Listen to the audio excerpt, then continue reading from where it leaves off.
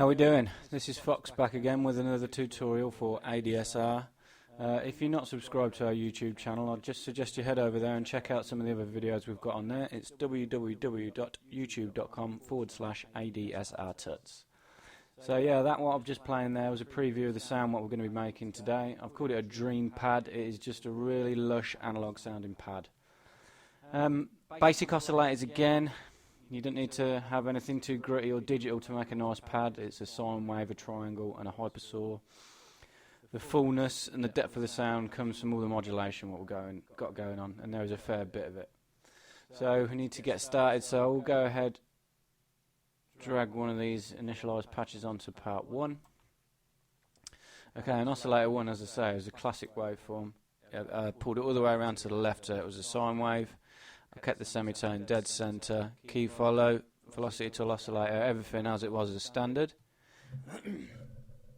Oscillator 2, I changed to a hypersaw. Pushed the wavetable round all the way to the maximum, which gives us a most amount of saw waves. And I'll detune these to about 40. Push the semitone of this one up 1 octave to plus 12. Everything else I kept where it was. Because this has got its own dedicated detune box, you can pull this one down to 0. So yeah, just 2 oscillators.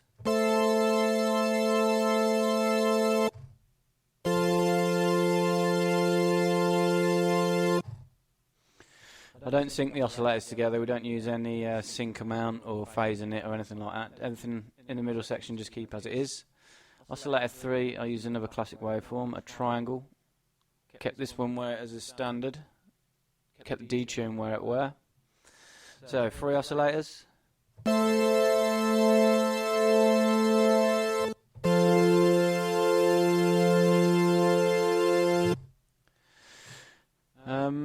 Keep the sub oscillator volume on 0. We're gonna modulate this later on, so this comes in over time. But for now, keep it on 0. Punch intensity, I'll pull back to about 18%. Turn the noise on just a tad, just so you can see probably the thickness of the white line in the middle of the slider. That's it. And push the colour around to about plus 26, so it's quite a bright white noise. Unison, we set to twin just to thicken everything up. Don't detune it, don't pan it, don't phase LFO phase offset it.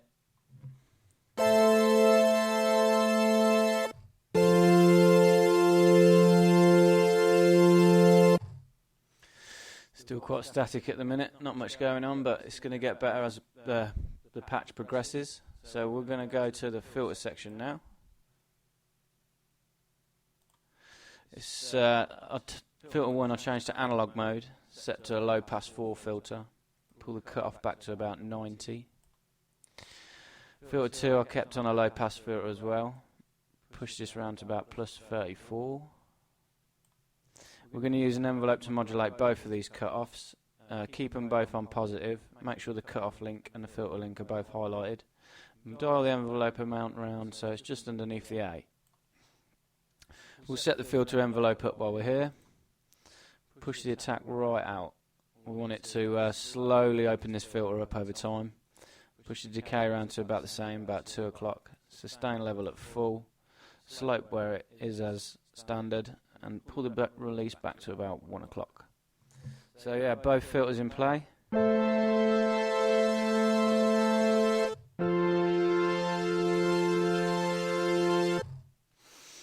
We're going to do the amp envelope is going to be quite a lot like the filter envelope. We want the volume to come in over time as well. We want it to start off quiet and then creep up.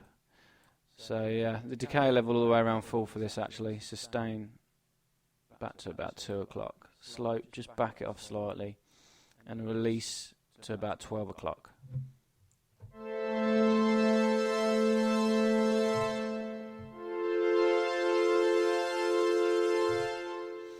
Just back that release off a little bit more, probably about 11 o'clock.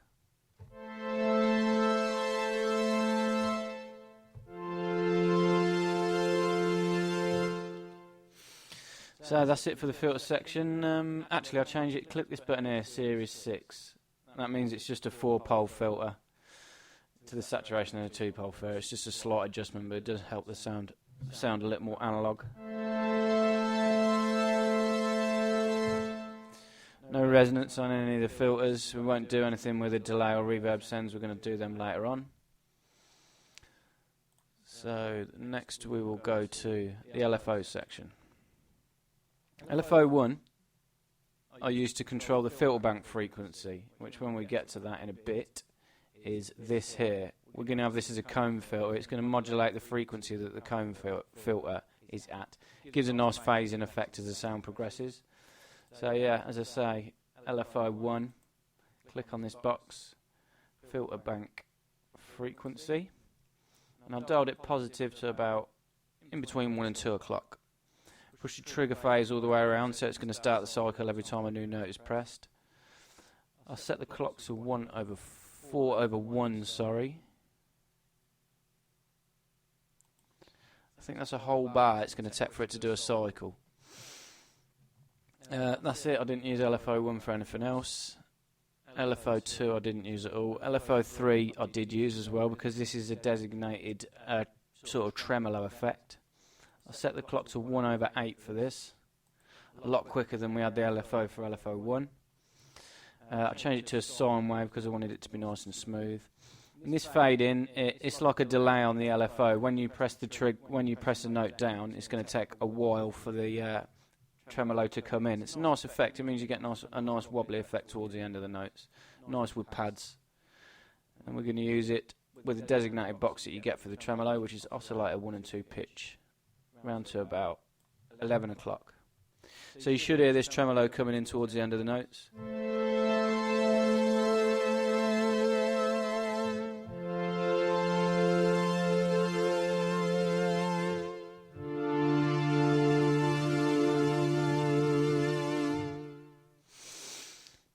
Okay, that's it for the LFOs. We'll set both the effects sections up now, and then we'll go to the matrix section where we'll go over all the modulation at the end.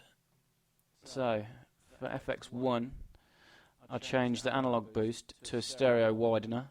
This works really, really well with pads. It's funny because they've got a designated box here called pad opener. It doesn't give you any, when you click on it, it doesn't give you any control over the mix or the tune or anything. And I personally think this stereo widener works better with pads. So yeah, stereo widener, tune all the way around to about 2 o'clock so it's nice and bright. It's like widening the higher aspects of the sound. And push the mix all the way around to about in between 2 and 3 o'clock.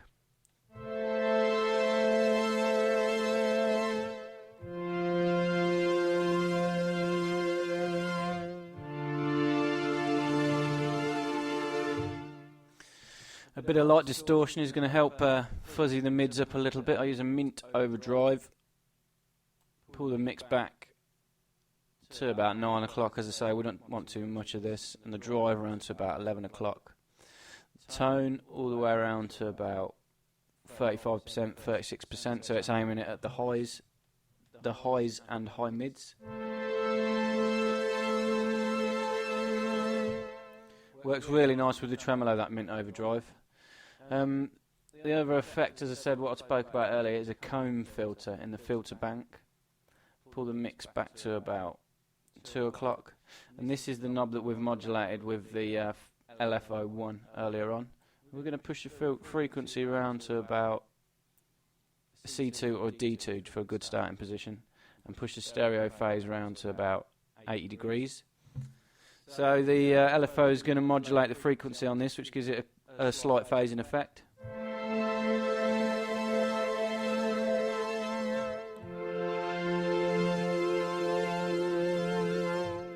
It's almost like a chorusy effect that gives. I used a bit of EQ on the sound as well. I boosted the gain about +4 dB. And for the mids as well. And the highs, I'll just pull back ever so slightly to about 11 o'clock.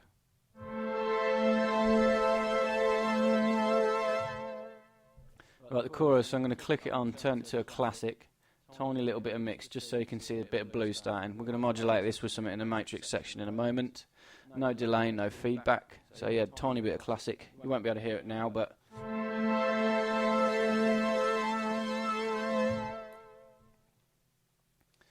FX2 now. FX2 I did use a delay, sorry. I use a tape clocked delay for this.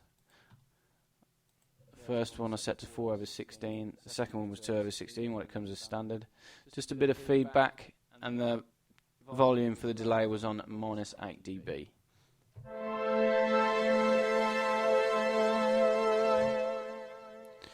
Just how it helps the notes tail off when you let go, gives a nice transition before you play the next chord. Reverb again, I'm going to modulate this later on with aftertouch, but for now we'll turn it on so we can set the parameters we want. I wanted it on a small room, quite a large decay, about 104, and the damping around to about 37%. So yeah, we can pull it all the way back to 0 now because we're going to modulate the reverb sound with aftertouch in a minute. So yeah, that's it for the effects.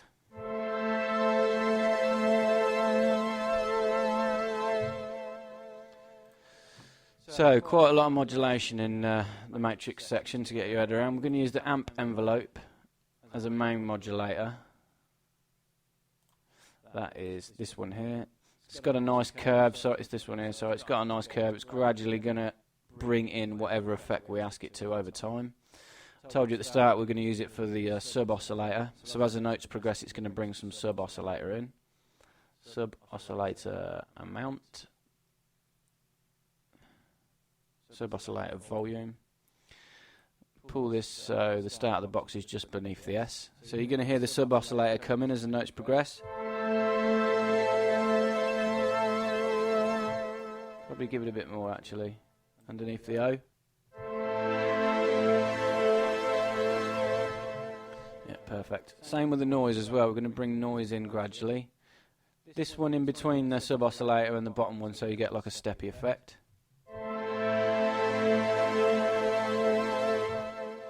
Very subtle, but a bit of noise can really help a pad sound a lot thicker and fuller. The only other thing I used the amp envelope for was... Sorry, I didn't change this one to noise volume.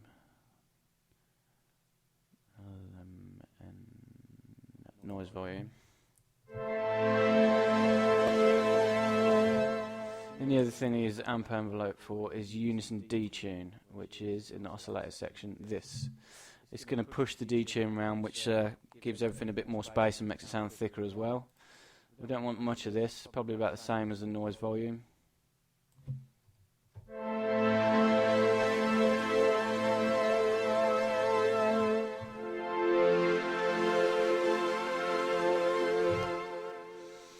Okay, the other modulation source that I used was channel pressure. This is aftertouch in effect.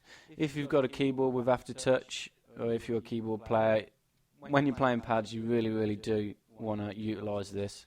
I could have put everything on this really. I could have put the sub-oscillator volume, the noise volume, unison detune. So you can like some people call it expression, but on this it's called channel pressure. So aftertouch, and I used it for the reverb send and the chorus mix.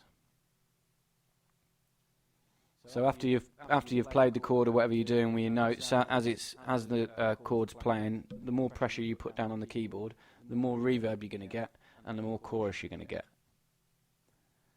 Chorus mix. I had both of them about the same, about 2/3 of the way up. So I'll play a chord now, and then I'll apply some pressure halfway through, and then you should be able to hear the reverb and the chorus coming in.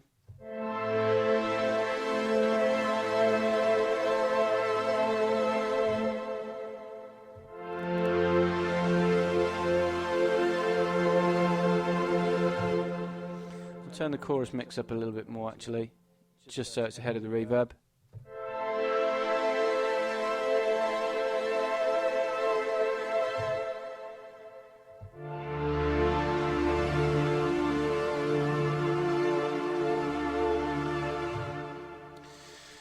That is it, that's the sound done. As I say, you can apply a lot of other things to the channel pressure if you wanted to. Some other things that we've got modulated, like this LFO3 user destination amount. You could apply that to the channel pressure as well. So as you press the key down, you're getting more of a tremolo effect. Any effect that you've got in here, you can apply to that. But say reverb and chorus works nice for me. I say it just helps the the whole sound a little bit thicker as you play it on the keyboard. But yeah, for now that is the sound done. I'll play it again quickly.